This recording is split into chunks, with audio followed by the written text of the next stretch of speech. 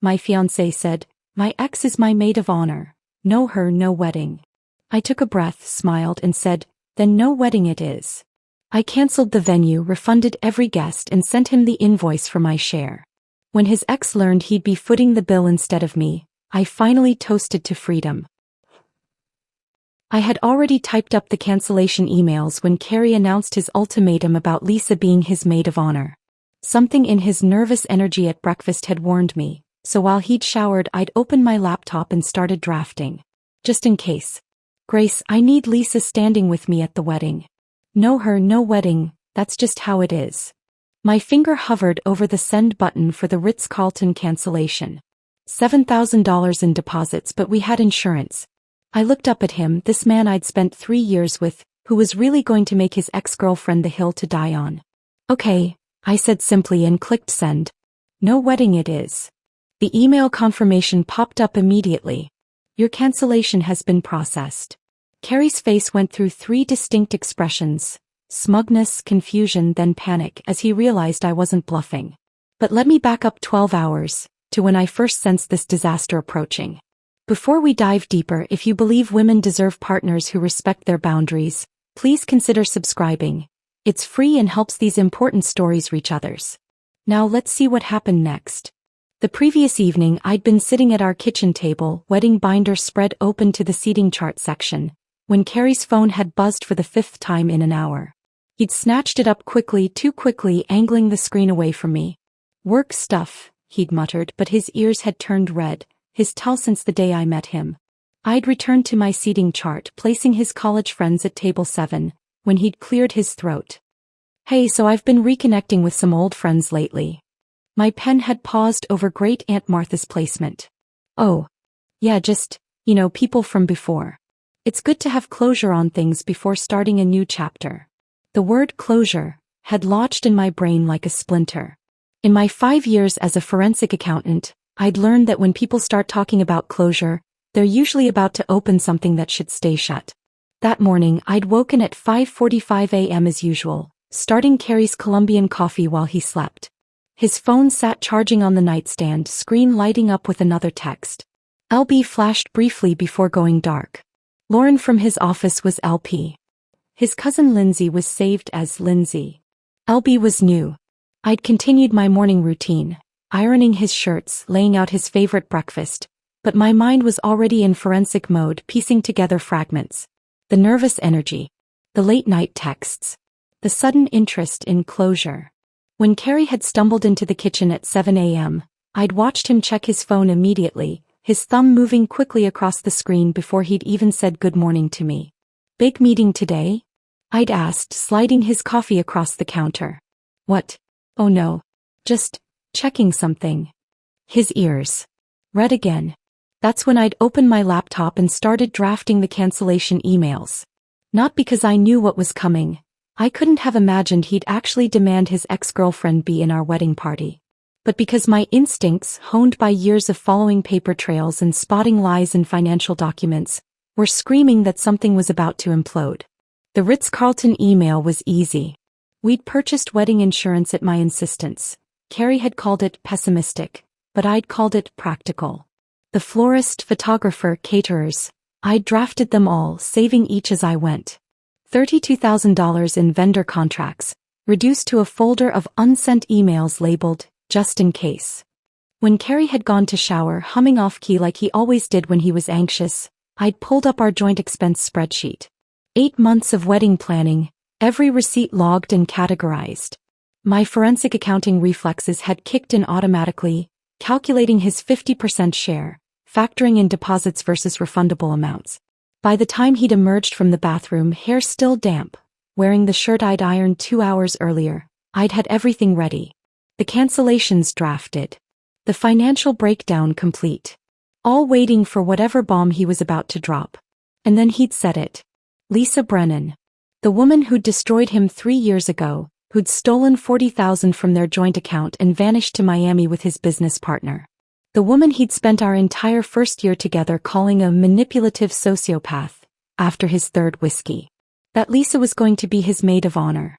She's changed, Grace. We've been talking and she's really grown as a person.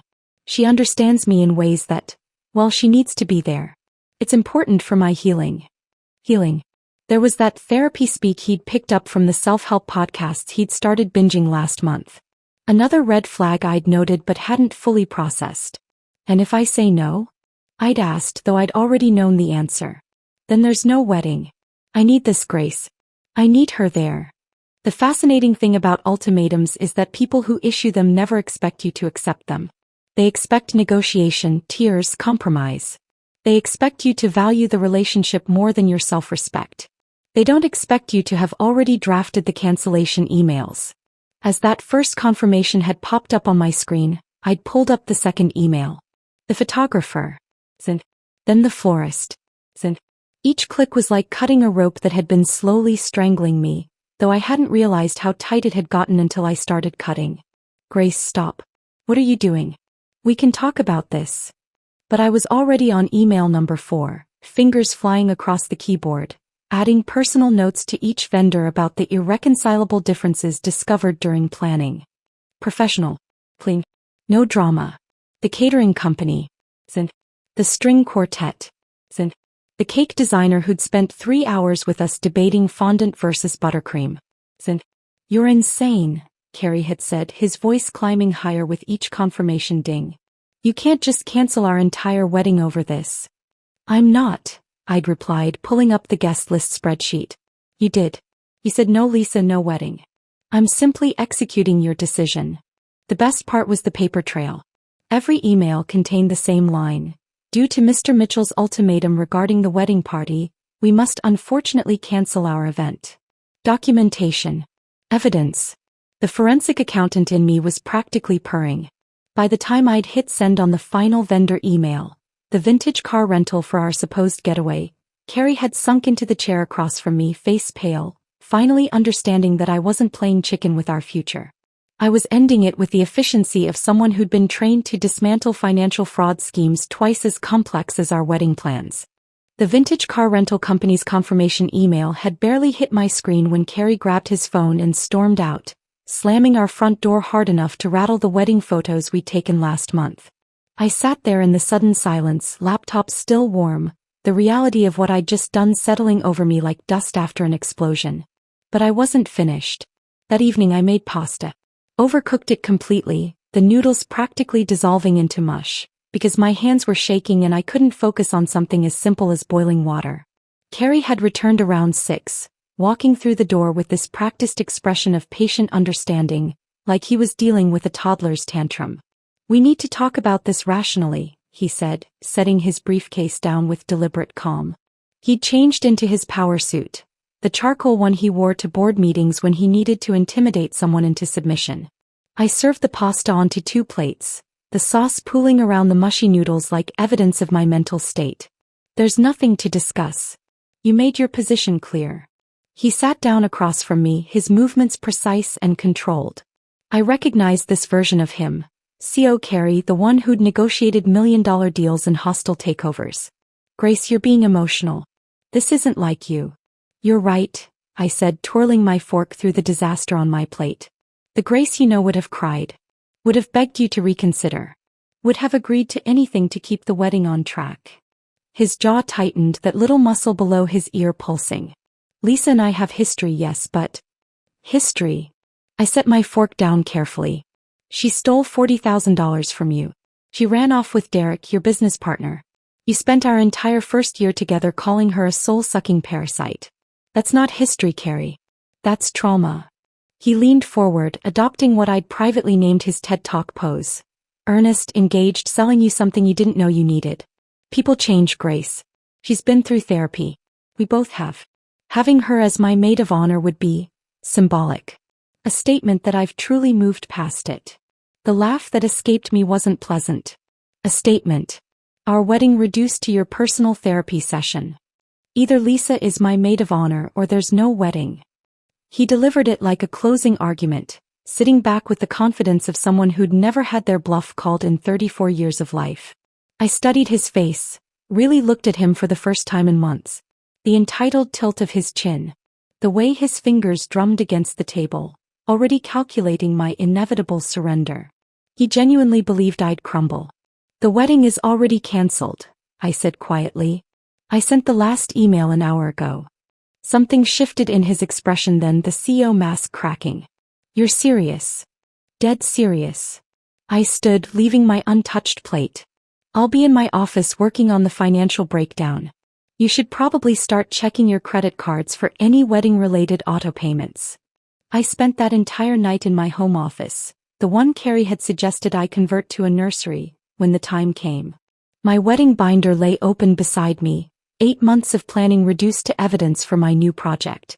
The laptop's screen glowed in the darkness as I built my masterpiece. A comprehensive spreadsheet that would have made my forensic accounting professors weep with pride. Every expense categorized. Every vendor payment tracked. Every receipt scanned and attached. I worked with the focused intensity I'd once applied to unraveling Ponzi schemes, except this time I was documenting the financial dissolution of my own future. At 1:47 a.m., I sent the Ritz-Carlton a formal cancellation email, CCing my lawyer friend Janet for good measure. The florist followed at 2:23 a.m., the photographer at 2:56 a.m.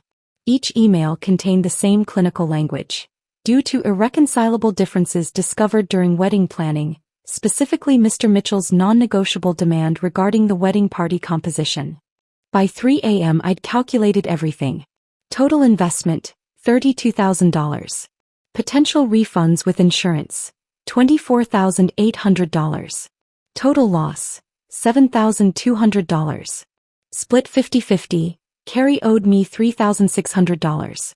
But that didn't account for the deposits I'd paid from my personal account before we'd combined finances for wedding planning. Adjusted for that, his share came to exactly $7,200. I color-coded each line item.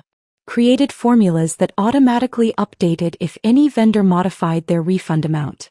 Added a payment tracking column with drop-down options. Pending, partial, complete, delinquent. The accountant in me was singing. The coffee maker gurgled its fourth pot as I moved on to the guest list. 200 names, each representing someone who'd cleared their calendar, bought gifts, made plans. They deserved better than finding out through gossip. At 4 a.m. I began crafting individual emails. Not a mass blast, that felt cowardly. Each message personalized but professional. To his college friends, we regret to inform you that the wedding has been cancelled due to fundamental differences that emerged during planning. To my relatives, after careful consideration, Carrie and I have decided not to proceed with the wedding. Your support has meant everything. My phone began buzzing at 4:17 a.m. Carrie's mother. I let it go to voicemail. Then my own mother. Then numbers I didn't recognize. I turned it to silent, placed it face down and kept typing.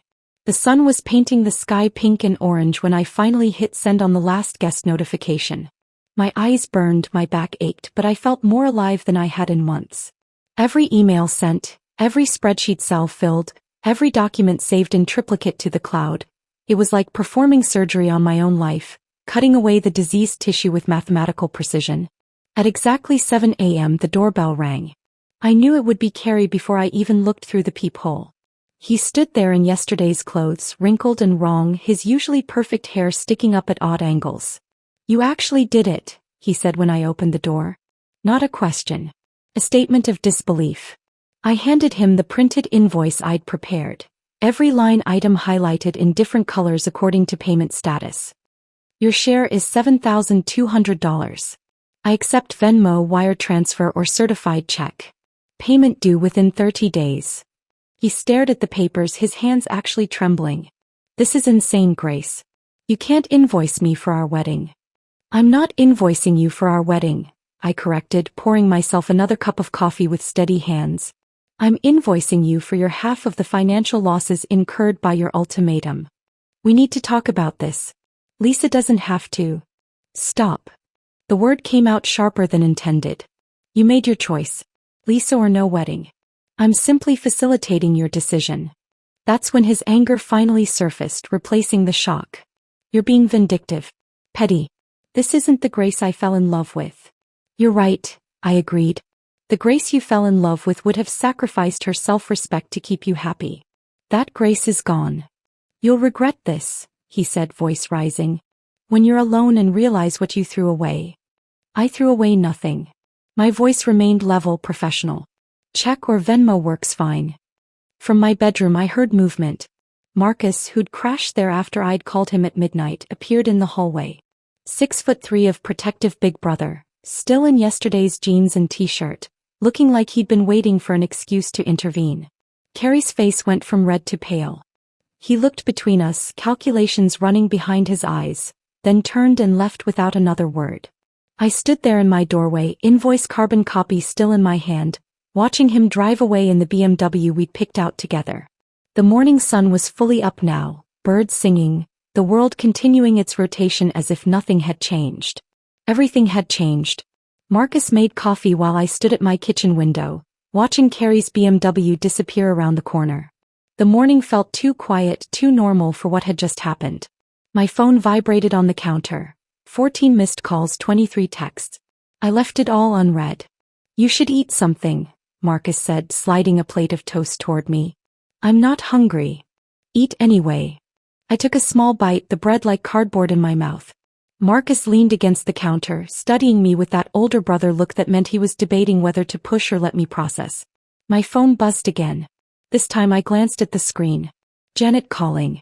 It's barely 8 in the morning, I muttered, but something made me answer. Janet, I can't really talk right. Grace, shut up and listen. Her voice was hushed, urgent. I'm at the office. Carrie's here and so is Lisa. My hand tightened on the phone. What? I came in early to finish the Morrison audit and they're in conference room B. The walls are thin, Grace. They're screaming at each other. I heard rustling, then Janet's breathing as she apparently moved closer. Suddenly Lisa's voice came through, shrill and clear. You want me to help pay for the wedding I supposedly ruined? Are you completely insane? Carrie's response was muffled, but I caught fragments. Told you this would happen. Your idea to push for maid of honor. I'm recording this, Janet whispered. Hold on. The next few minutes were a masterclass in relationship destruction. Through Janet's phone, I heard Lisa raging about Carrie using her as an excuse, about him being too weak to commit. Then Carrie's voice, clearer now, desperate. I needed you there to prove I was over you. The whole wedding was supposed to be closure. Closure.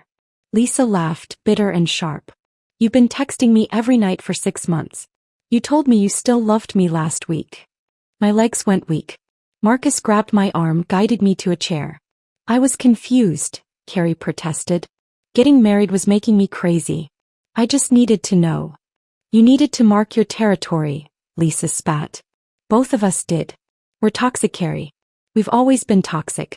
And that poor woman was just collateral damage in our sick game. The recording cut off. Janet came back on the line. I've got about 3 more minutes recorded. I'm sending it now. Grace. I'm so sorry. After Janet hung up, I sat there staring at my phone as the audio file arrived. Marcus played it through his phone, his face darkening with each word. When it ended, he very calmly walked to my cabinet, pulled out a mug and threw it against the wall. Feel better? I asked. Little bit, yeah. My phone rang again. Unknown number. I almost didn't answer, but something made me swipe accept. Is this Grace Winters? Male voice, unfamiliar, tired. Who's asking? My name's Derek Coleman. I guess I'm Lisa's ex-boyfriend now. We need to talk. The coffee shop Derek suggested was one of those aggressively neutral places. Beige walls, instrumental jazz, the kind of spot where people had awkward conversations about custody arrangements and severance packages. He was already there when I arrived, hunched over a laptop at a corner table. You're Grace, he said. It wasn't a question. You look like your Instagram photos. The ones from before you met him, I mean. You looked happier then. I sat down, unsure what to say to Lisa's boyfriend. His boyfriend. I found out about them 3 days ago, Derek continued, turning his laptop toward me. Lisa left her email open. I wasn't snooping, just trying to find a dinner reservation confirmation and... He gestured at the screen. 6 months of messages. I leaned forward, reading. My stomach turned with each exchange. Carrie telling Lisa about our wedding plans but framing everything around her. Grace wants roses, but remember how you always loved peonies. Lisa responding with memories of their relationship, moments that supposedly meant nothing now but clearly meant everything. This one's from 2 months ago, Derek said, clicking to a new message. Read it. Carrie had written, once I'm married and settled, Grace will have to accept you in our lives. It'll be easier then. She won't be able to be jealous or insecure when you're officially just a friend. Lisa's response, I need to see you marry someone else to finally let go. I need to watch you commit to her so I can stop hoping. Your wedding, Derek said quietly, was supposed to be their closure ceremony. You were a prop in their psychological drama. I sat back processing this. How long were you and Lisa together? 2 years. I was going to propose next month. He laughed, bitter. I actually asked Carrie for advice about rings last week. He recommended the place where he got yours. We sat in silence for a moment, two people discovering they'd been supporting actors in someone else's tragedy. I'm sending you everything, Derek said, fingers flying across his keyboard. Screenshots, emails, even some photos from her phone that auto-synced to our cloud. They met up at least once a week for the past 6 months. Always in public, nothing technically crossing lines, but emotional affairs don't leave physical evidence, I finished. Exactly. My phone dinged repeatedly as files arrived. Dozens of them. Evidence of a relationship that never really ended, just went underground. Why are you telling me this? I asked. Derek closed his laptop, met my eyes directly. Because when I confronted Lisa, she tried to gaslight me. Said I was imagining things, being jealous, controlling. For about 5 minutes I actually wondered if I was crazy. Then I remembered that's what she did to Carrie when she cheated with his business partner. Pattern behavior. He stood to leave, then paused. You saved me years of my life by canceling that wedding. Thank you for being stronger than the rest of us. I drove home in a daze, my phone continuously pinging with messages I couldn't bring myself to read yet. When I pulled into my driveway, my mother's car was already there. She stood on my porch with a cardboard box, looking older than I'd noticed before. Marcus called me, she said simply. Told me what happened. Inside, she set the box on my kitchen table. These are your father's things. Some papers, letters, things I've been meaning to give you. Mom, this isn't really the time. Grace. She took my hands, her eyes filling with tears. I have to tell you something. 3 months ago I saw Carrie at the Marriott bar downtown. With a blonde woman. They were sitting very close, laughing, and she kept touching his arm. The room tilted. You saw them? And didn't tell me? I wanted to. But you seemed so happy and I thought. I hoped I was wrong. That it was a business meeting or... She pulled out an envelope from the box, my name written on it in Dad's handwriting. Your father wrote this when you started dating Carrie. He asked me to give it to you when you needed it. I think you need it now. I took the letter with shaking hands but couldn't open it. Not yet. There's more, Mom said quietly. The woman at the bar? She was wearing a necklace. A distinctive one with a butterfly pendant. You gave me one just like it for Christmas 2 years ago. Said you'd gotten a matching one for Carrie's assistant as a thank you gift. She'd been wearing the necklace I'd bought her, thinking I was being kind to my fiancé's colleague. My phone rang. Janet again. Grace, you need to check your email. My boss, Mr. Harrison, wants to meet with you. Today. It's about your job. I stared at my phone, Janet's words echoing. Mr. Harrison wanted to meet with me. Today. My old managing partner who'd warned me about leaving the firm for domestic life, when I'd resigned 8 months ago. I have to go, I told my mother, already grabbing my keys. Will you be okay here? She nodded, still holding Dad's letter. Go. I'll make dinner. The drive to Harrison Knox and Associates took 15 minutes but felt like seconds. My mind raced through possibilities. Why would he want to see me now? Janet had mentioned the Morrison audit, but that wasn't my case anymore. I was pulling into the parking garage when my phone rang. Unknown number, but the area code was familiar. Carrie's apartment building. Miss Winters. A gruff voice, concerned. This is Tony, security at the Meridian.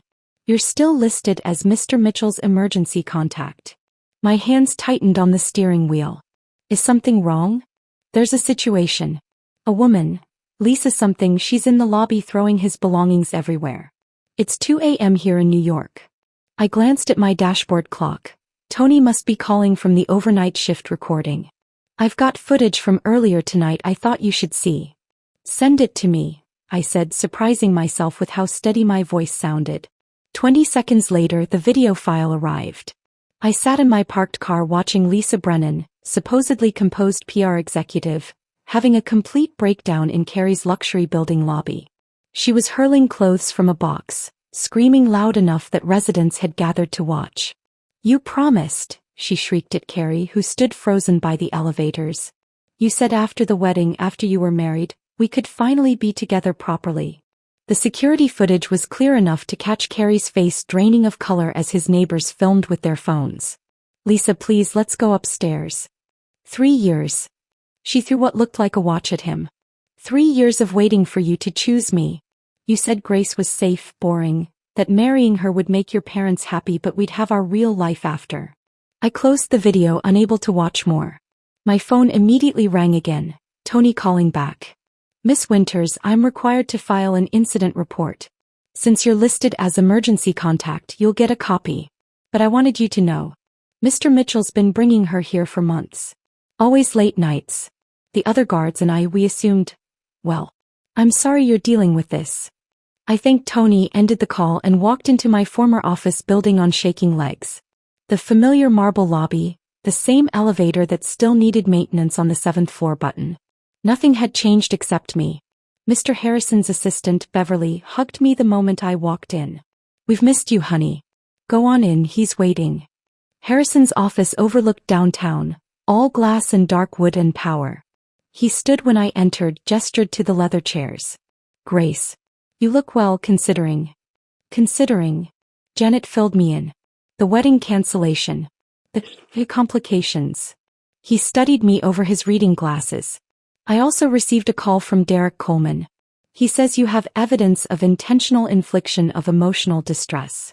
I pulled out my phone, showed him the screenshots Derek had sent, the transcripts from Janet's recording. Harrison reviewed everything with the intensity that made him legendary in courtrooms. "This is deliberate deception," he said finally. "Fraud, essentially. Mr. Mitchell entered into wedding contracts knowing he had no intention of following through in good faith." He leaned back. "I'm assigning Melissa Chin to draft an addendum to your invoice. Given this evidence, your emotional distress claim is rock solid. I'd say $9,500 total is conservative. Mr. Harrison. Call me Richard. You're not my employee anymore, though we should discuss that too." He smiled, the rare genuine one he saved for moments that mattered. "Your position, senior forensic accountant, it's still open. We've been using contractors waiting to see if you'd come back. But I'm prepared to offer you something better. Senior partner track. Your name on the letterhead within 2 years." My throat tightened. "Why?" "Because someone who can handle this level of personal catastrophe with your precision and professionalism is exactly who I want representing this firm. Also," he added, pulling out a folder, "the Morrison audit Janet's working on? It's connected to one of Lisa Brennan's PR clients. Potential money laundering. We could use your expertise." I left Harrison's office an hour later with a job offer, a legal strategy, and something I hadn't felt in months, professional purpose. But the universe wasn't done with its revelations. My phone buzzed. Text from Janet. "Emergency girls meeting. My place. 6 p.m. No arguments." When I arrived at Janet's apartment that evening, I found my entire friend group assembled. Janet, of course, but also Meredith from book club, Sarah from my old gym, even Denise who'd moved to Seattle but was on video call. "Intervention," Janet announced. "Not the sad kind. We're finally telling you everything kind." They'd prepared a presentation. An actual PowerPoint. "Red flags we saw but didn't say," read the first slide. "He made you quit your job," Meredith started. "Convinced you to stop going to the gym because couples should work out together," added Sarah. "Remember when he threw out your power suits because they were too aggressive?" Denise called from the laptop screen. Slide after slide of moments I'd rationalized, dismissed, forgiven. The time he'd shown up at our girls' night because he missed me too much. How he'd slowly replaced my friends with his approved couple friends. The way he'd convinced me that wedding planning was more important than maintaining my CPA certification. "We made something," Janet said, pulling out a scrapbook, "to remind you who Grace Winters actually is. Photos of me accepting the Forensic Accountant of the Year award. Newspaper clipping from when I'd testified in the Morrison embezzlement trial. My marathon medal from 2 years ago, before Carrie decided running was unfeminine. Pictures from my promotion party, the one Carrie had made me leave early because he had a headache. You disappeared, Sarah said quietly. Piece by piece you just vanished into him. The last page was a photo from 3 years ago before Carrie. I was laughing at something off camera, wearing one of my power suits, looking alive in a way I'd forgotten existed. We're taking back your wedding day, Janet announced. Already booked the rooftop bar at the Sterling. The one Carrie said was too casual for your rehearsal dinner. We're calling it your Liberation Day party. I was trying to form words to thank them when my phone rang. Unknown number again. Grace Winters. A woman's voice, formal. This is Catherine Mitchell, Carrie's mother. My friends went silent watching my face. Mrs. Mitchell. We need to meet. Tomorrow Café Luna, 2 p.m. It's about Carrie's history. Things you deserve to know. She paused. Please. Just give me an hour. I told Catherine Mitchell I'd meet her, then hung up and looked at my friends' concerned faces. I need to go, I said, though what I really needed was to be alone, to process everything that kept crashing over me in waves. Janet squeezed my hand. Call if you need us. Any time. I drove home to find Mom had made chicken soup, Dad's recipe. We ate in comfortable silence until she pulled the cardboard box closer. There are more letters in here. Other things too. She left me alone at the kitchen table with the box. I waited until her car pulled away before reaching for the envelope with my name in Dad's careful handwriting. The paper was cream-colored, his law firm letterhead. Dated 3 months after I'd started dating Carrie. My hands trembled as I unfolded it. My dear Grace, it began. By the time you read this, I'll be gone and you'll probably be facing something that's making you question everything. I'm writing this because I see signs that worry me, and I won't be there to say these words when you need them. I had to stop vision blurring. Dad had been fighting cancer when he wrote this, knowing he had maybe 6 months left.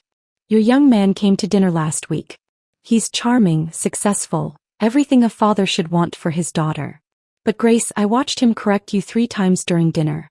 Small things, how you held your fork, the wine you ordered, the way you laughed at your mother's joke.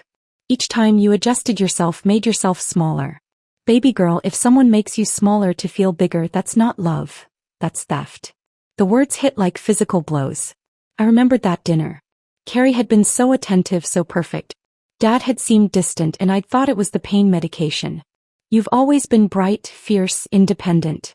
Your mother says you get that from me, but we both know you surpass us both. Don't let anyone convince you that your strength is a flaw to be fixed. The right person will see your fire and want to stand beside it, not extinguish it. Trust your gut over grand gestures. Keep your own bank account, your own friends, your own dreams. A real partner won't feel threatened by your independence. They'll celebrate it. The letter went on, 2 more pages of wisdom I'd needed months ago. Or maybe I'd needed to lose myself first to understand what I'd lost. I sat in my kitchen until midnight, crying for the first time since Carrie's ultimatum. Not delicate tears, but body-shaking sobs that left me exhausted and somehow cleaner. The next morning I had appointments with vendors about refunds. The Ritz-Carlton was first. Patricia, the event coordinator, met me in the marble lobby with a folder and an expression of barely concealed relief. I'll be honest, Miss Winters, she said, leading me to a private office. When you cancelled, several of our staff members were relieved. Excuse me. Patricia hesitated, then seemed to make a decision. Mr. Mitchell and his friend Lisa Brennan, they've been meeting here regularly. Always in the bar, always for hours. Last month, she tried to change your centerpiece orders, claiming she was your wedding planner. When we verified with you, Mr. Mitchell called to apologize, said she was overly enthusiastic. My stomach turned. How often did they meet? Monthly at least. Sometimes more. Patricia pulled out a receipt folder. Your refund is already processed. Full amount minus the standard administration fee. And Miss Winters? Congratulations on dodging that bullet. The photographer, James, was even more direct when I met him at his studio.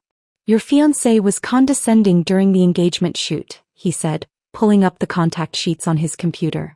Look at your body language in these. I leaned forward, seeing what I'd missed before. In every photo I was slightly turned away from Carrie, shoulders hunched, smile forced. He was always touching me possessively, hand on my lower back, arm around my shoulders, fingers gripping my waist.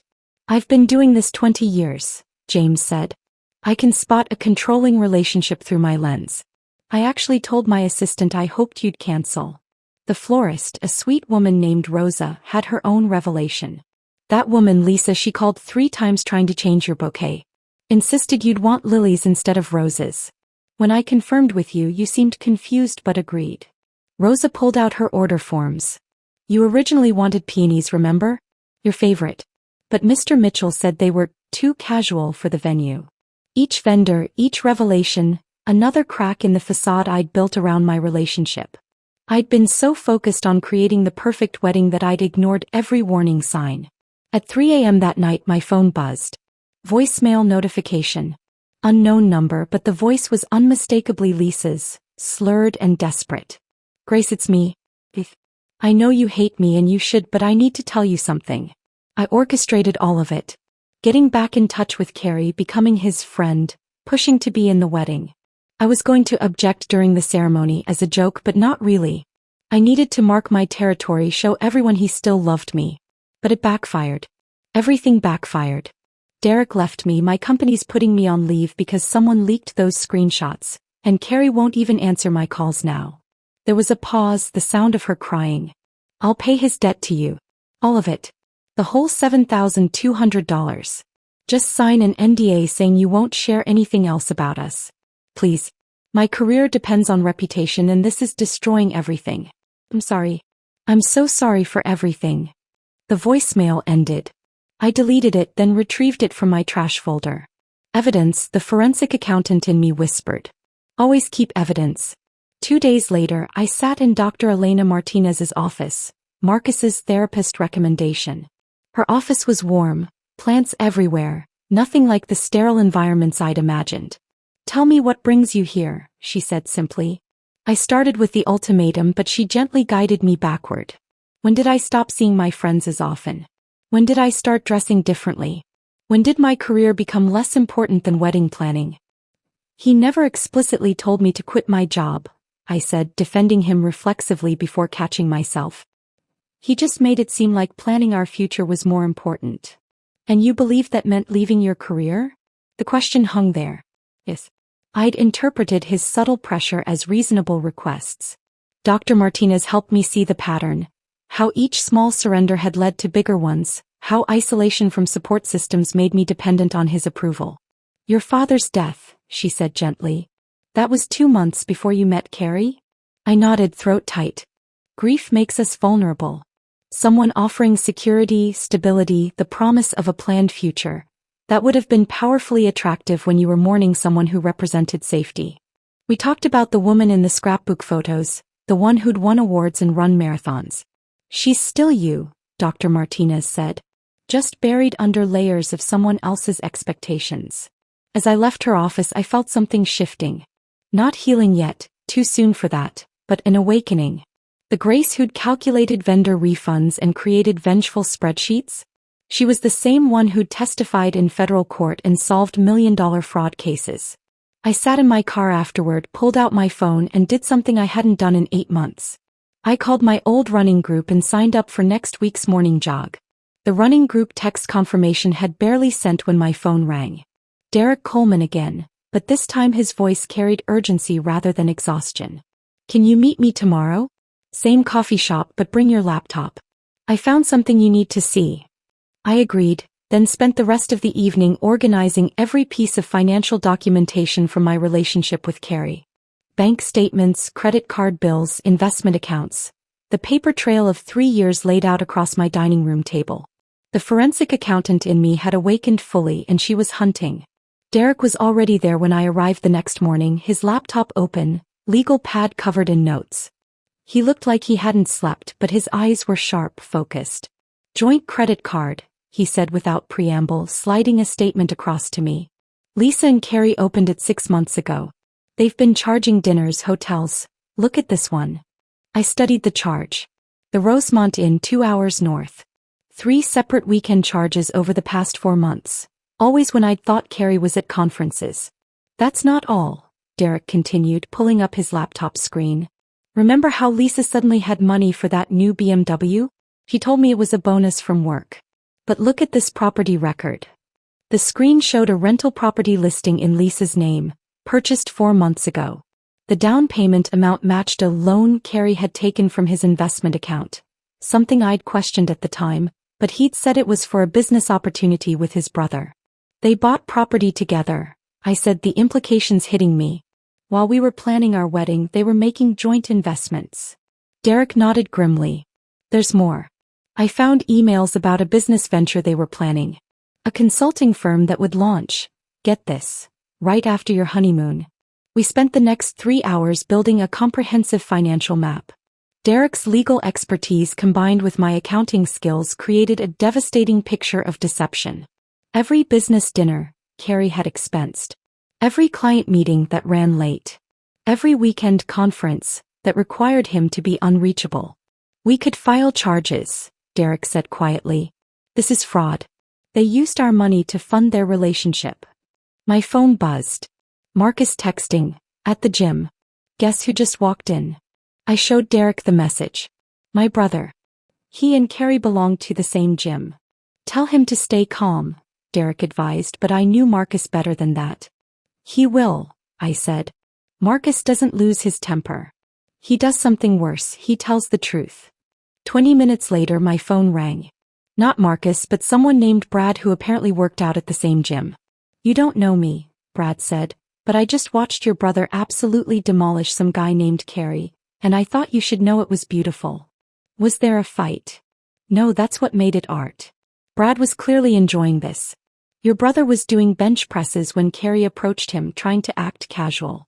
Marcus just set down his weights, stood up, and in this completely calm voice that carried through the entire gym, started listing everything this guy did to you. I put Brad on speaker so Derek could hear. He said, real men don't need their ex-girlfriends as emotional support animals. Real men don't isolate their partners from their careers. Real men don't make women smaller to feel bigger. And real men definitely don't give ultimatums about wedding parties while secretly buying property with their ex. Derek's eyes widened at that last part. The whole gym went silent, Brad continued. Like 40 people just stopped working out to listen. Carrie tried to defend himself, but Marcus just kept going.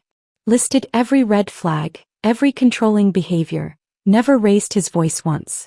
When he finished, he picked up his weights and went back to his workout. Half the gym applauded. Carrie literally ran out. After Brad hung up, Derek and I sat in stunned silence. Then he started laughing. Not happy laughter, but the kind that comes from recognition.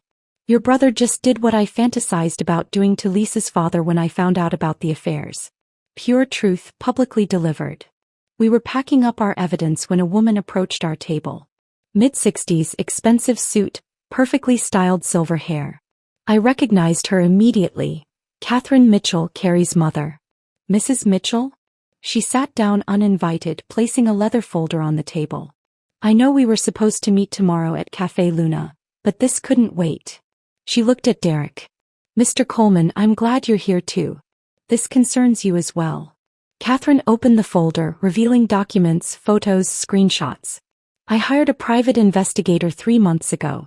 Not to spy on you, Grace, but to investigate Lisa Brennan. Why? I asked. Because this is the 3rd time my son has done this. The pattern is always the same. Successful, independent woman, whirlwind romance, gradual isolation, and then Lisa reappears. Catherine's voice was bitter. His first fiancée, Jennifer, broke things off 2 weeks before their wedding when Lisa showed up at her workplace.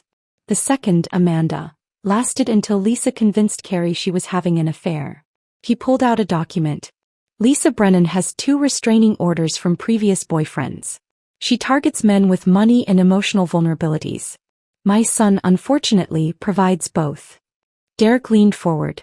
You're telling us your son is also a victim? Catherine's laugh was sharp. My son is a willing participant who enjoys the drama. But Lisa is a professional. Look at this. She showed us a pattern of behavior spanning 8 years. 3 other men, all wealthy, all left financially damaged after relationships with Lisa. Why are you showing us this? I asked. Because you have the power to destroy them both and frankly they deserve it. But I'm asking you to consider letting Carrie learn this lesson without complete annihilation. Lisa, however. She pushed the folder toward me. Do whatever you think is just. She left without waiting for a response. That evening, Janet called an emergency planning meeting at her apartment. Operation Liberation Day, she'd named it. The rooftop bar is booked, she announced. The one at the Sterling that Carrie said was too casual. Perfect views, amazing cocktails and room for 75 people. 75? I asked.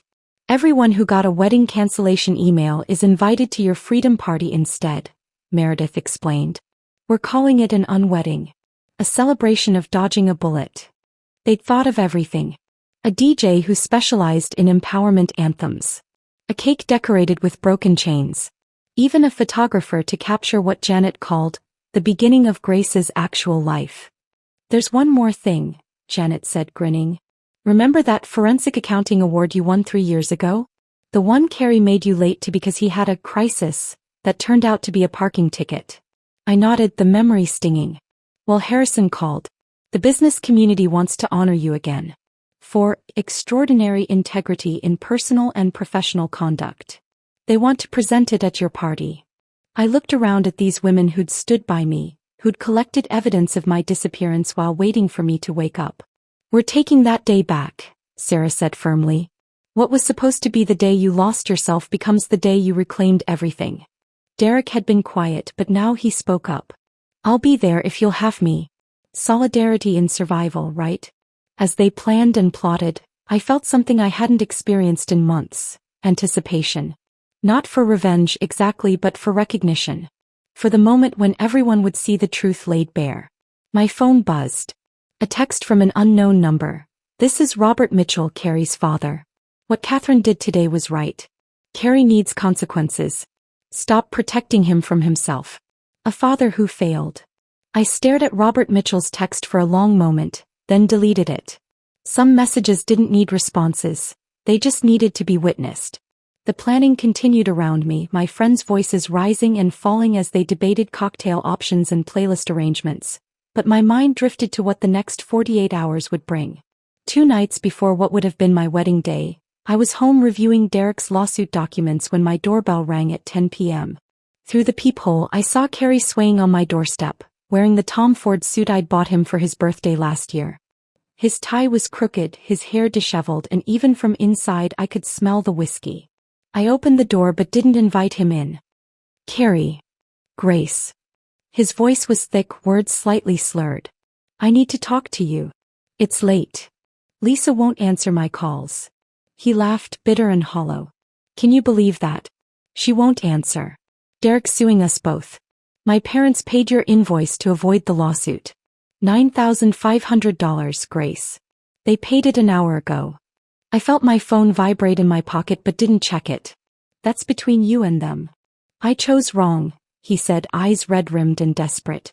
I see that now. Lisa and I were toxic. We always were. But you and me, we were stable. Safe. Safe, I repeated, the word tasting sour. I loved you, he continued, swaying slightly. Maybe not the right way, but I did love you. I studied his face. This man I'd planned to marry, who'd systematically dismantled who I was while I thanked him for his attention. You didn't choose wrong, Carrie. You chose exactly what you wanted. You just didn't expect to pay for it. His face crumpled. Please. Can we just talk? 5 minutes. No. The word came out calm, final. Go home, Carrie. Call an Uber. Don't drive like this. I started to close the door, but he pressed his palm against it. You're really going through with it? The party? On our wedding day? It's not our wedding day. It's just Saturday now. I removed his hand gently but firmly. Goodbye, Carrie. I closed the door and stood there listening to his footsteps retreat. My elderly neighbor, Mrs. Chin, opened her door across the hall, gave me a supportive nod, then loudly said, About time you got rid of that controlling jerk. Several other doors opened, neighbors who'd apparently been listening, offering silent support as Carrie stumbled toward the elevator. I checked my phone. The notification was from my bank. $9,500 deposited into my account. The Mitchells had paid in full. The morning of what would have been my wedding day, I woke at 6 a.m. feeling strangely peaceful. No anxiety, no sadness, just a peculiar lightness. My phone showed 17 messages but none from Carrie or Lisa. Patricia from the Ritz-Carlton. Thinking of you today. You made the right choice.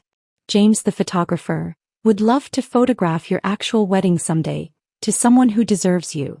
Even Carrie's Aunt Margaret had sent a message. Robert told me everything. You deserved so much better than my nephew. Proud of your strength.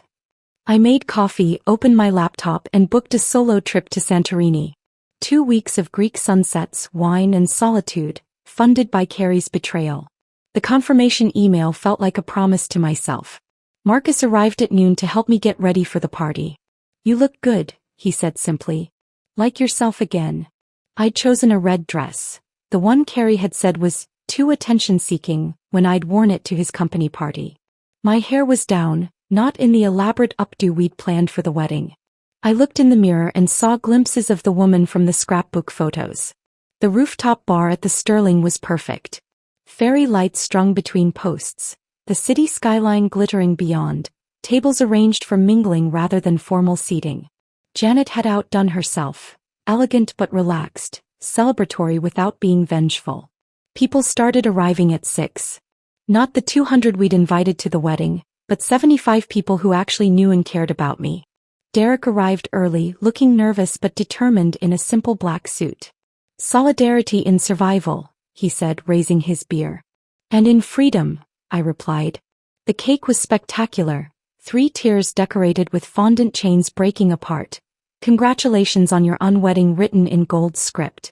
Someone had hired a photographer who moved through the crowd capturing genuine laughter instead of posed smiles. At 8 o'clock, Marcus clinked his glass for attention. The rooftop grew quiet as he stepped forward and I saw him pull out index cards. My brother who never prepared speeches, who said public speaking was for people with something to prove. Most of you know me as Grace's protective big brother, he began, his voice carrying across the space. But tonight, I'm here as someone who watched my sister disappear piece by piece into someone else's idea of who she should be. A few people murmured agreement. 6 weeks ago, Carrie told Grace she had to accept his ex-girlfriend as maid of honor or there'd be no wedding. He expected tears, bargaining, submission. Instead, my sister looked him in the eye and said, "Then no wedding it is." The crowd stirred, some hearing the full story for the first time. To Grace, Marcus raised his glass, his voice thick with emotion, who when told no wedding, had the courage to say, "Then no wedding it is," and mean it. Who chose herself over a man who only loved the smaller version of her. Who turned the worst ultimatum into the best decision of her life. The rooftop erupted in cheers. People surrounded me with hugs, tears, congratulations on my escape. The DJ started playing Survivor by Destiny's Child, and everyone flooded the dance floor. Around 10, Janet pulled me aside with her phone. "You need to see this." She showed me a LinkedIn post from Lisa's PR firm. Brennan Communications announces the departure of Lisa Brennan, who is pursuing other opportunities. We wish her well in her future endeavors. The comments were brutal. Professionals who'd clearly heard about the scandal discussing reputation management and ethical violations. There's more, Janet scrolled to another post. Carrie's firm. Mitchell Finance announces that Senior Associate Carrie Mitchell has begun a voluntary leave of absence to focus on personal matters. The firm remains committed to maintaining the highest standards of professional conduct. Derek appeared at my shoulder. The lawsuit hit them today. Both firms got copies. Lisa's already lost 3 clients and Carrie's biggest account pulled out after someone sent them the gym video. I looked around the rooftop, at my friends dancing, my brother laughing with colleagues who'd come to support me, the city lights stretching endlessly beyond. Carrie and Lisa had destroyed themselves without my lifting a finger, beyond standing firm in my truth. No revenge needed, I said quietly. Just consequences. The party continued until 2 a.m. As the last guests filtered out, I stood at the railing looking over the city. Janet joined me, slightly tipsy but radiantly happy. "You know what the best part is?" she said. "This morning should have been you putting on a white dress to marry him. Instead, you're standing here free with your career back, your friends around you, and $9,500 in the bank for a Greek vacation." I smiled, feeling the truth of it settle into my bones. The best revenge really is a life well lived. No, Janet corrected, swaying slightly. The best revenge is refusing to shrink yourself for someone who was never worth the sacrifice. The city sparkled below us, full of infinite possibilities that were finally mine to choose. I helped Janet into her Uber, watched the taillights disappear into the night, then stood alone on the sidewalk outside the Sterling. The city was still awake at 2 a.m., lights twinkling like earthbound constellations, and for the first time in over a year, I felt completely present in my own life. 6 months passed in a blur of rebuilding. I'd returned to Harrison, Knox and Associates the Monday after my unwedding, walking through those familiar doors with my head high. The whispers followed me through the halls at first. Everyone knew the story by now, but within weeks those whispers turned to respect.